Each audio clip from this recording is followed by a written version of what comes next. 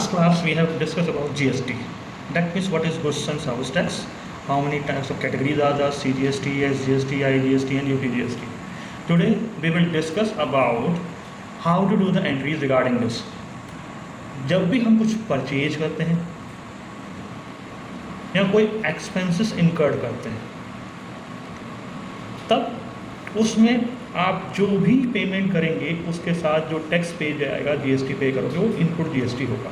अब वो डिपेंड करता है कि वो इनपुट जीएसटी इंट्रा है यानी विद इन स्टेट या फिर इंटर है। इंट्रा है तो दो कैटेगरीज हो जाएंगी आपकी, एसजीएसटी एंड सीजीएसटी। सेकेंड दो पार्ट में आपका टैक्स देना पड़ेगा। इंटर है तो आपको सिंगल आईजीएसटी, बट वही चीज़ है, रेट वही रहेगी, दोनों में कोई चेंजेस नहीं रहेगी। इसी तरह अगर हम कोई सेल करते हैं गुड्स को या कोई इनकम होती है हमारी, तो उस केस में जो भी जीएसटी हम कलेक्ट करते हैं, क्योंकि हम कस्टमर को सेल करते हैं तो जीएसटी हम कलेक्ट करते हैं, तो उस जीएसटी को हम आउटपुट जीएसटी के नाम से जानते हैं। वो भी वही सेम कैटेगरी हो जाएगी आपकी। इंट्रा है तो एसजीएसटी, सीजीएसटी, और इंटर है यानी कि अदर स्टेट में आप कर रहे हो ट्रांजेक्शन तो ओनली आपका आईजीएसटी होगा। अब एंट्री की बात करें, सपोज कुछ हमने परचेज किया, परचेज करने पे नॉर्मल एंट्री, चाहे वो क्रेडिट पे किया हो चाहे वो कैश पे किया हो, तो हम एंट्री करते हैं परचेज अकाउंट डेबिट।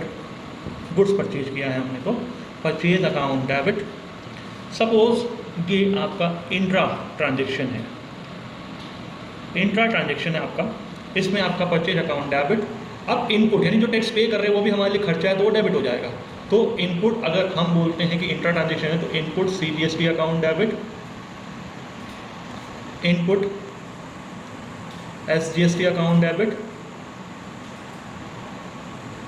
टू अगर कैश में है तो कैश में, और अगर क्रेडिटर से लिया है तो क्रेडिटर्स का नाम या जो भी पास नाम नहीं है तो क्रेडिटर्स लिख लें।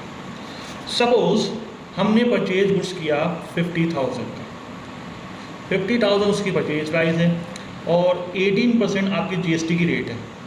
अगर आपकी 18% जीएसटी की रेट है तो 50,000 का 18% हम बोलते हैं 9,000 होता है। बट यहाँ पे अगर हम बोले इंट्रा ट्रांजेक्शन है तो इंट्रा ट्रांजेक्शन तो सीजीएसटी और एसजीएसटी दो पार्ट में बढ़ जाएगा, इसका आधा आधा हो जाएगा, half half, 9%। That means 9,500 = 4,500 CGST हो जाएगा आपका, और 9,500 = 4,500 आपका एसजीएसटी हो जाएगा। Both will be same always, ये हमेशा सेम रहेंगे आपके।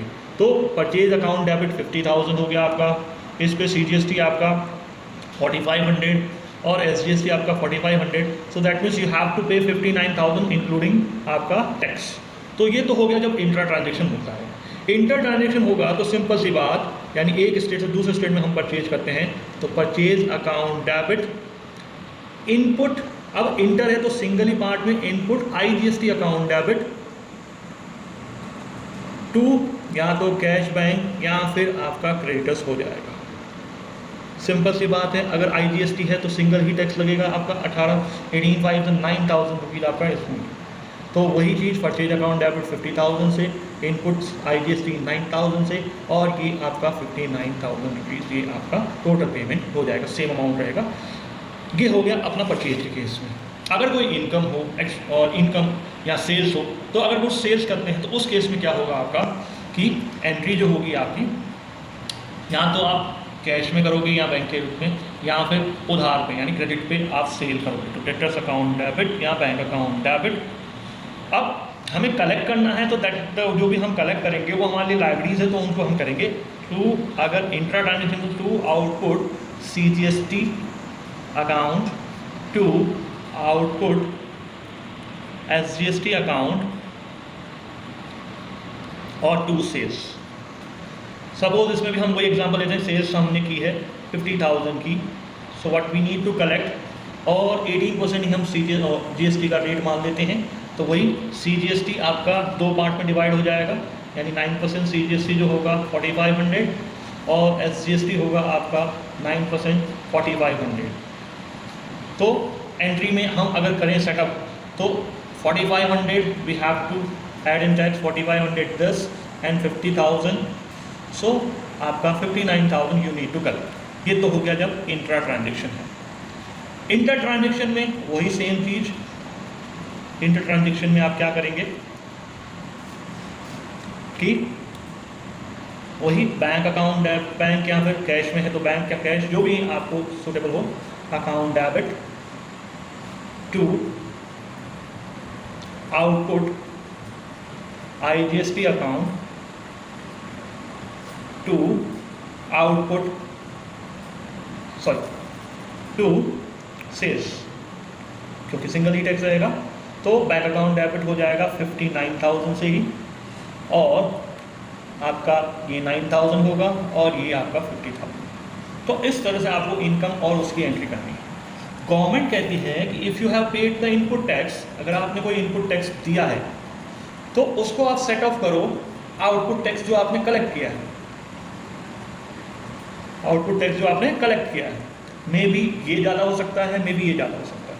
आउटपुट टैक्स, अगर ये आउटपुट टैक्स बच जाता है ये सेट ऑफ करने के बाद, तो हमें बचा हुआ गवर्नमेंट को पे करना पड़ेगा। अब उसकी एंट्री कैसे होगी? सपोज आप चेक कर लीजिए कि इनपुट CGST और SGST आपका क्या है, डेबिट है, इसको आप क्रेडिट कर दो, और आउटपुट CGST और SGST आपका क्या है, क्रेडिट है, उसको आप डेबिट कर दो।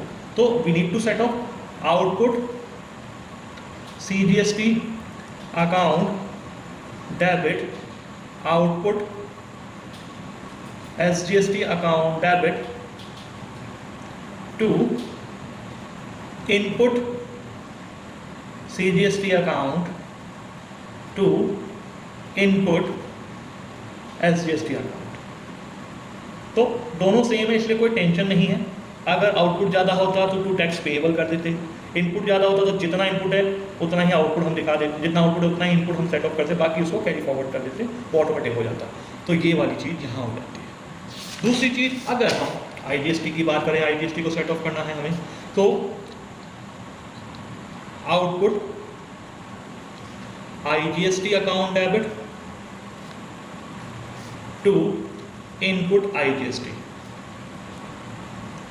अकाउंट 9,009। ये तो रही सेट ऑफ करने की बात। सेट ऑफ, अब पहली चीज कई बार क्या होता है कि हमारे पास आउटपुट CGST का बैलेंस जो होता है, आउटपुट SGST का जो बैलेंस होता है, और आउटपुट IGST का जो बैलेंस होता है।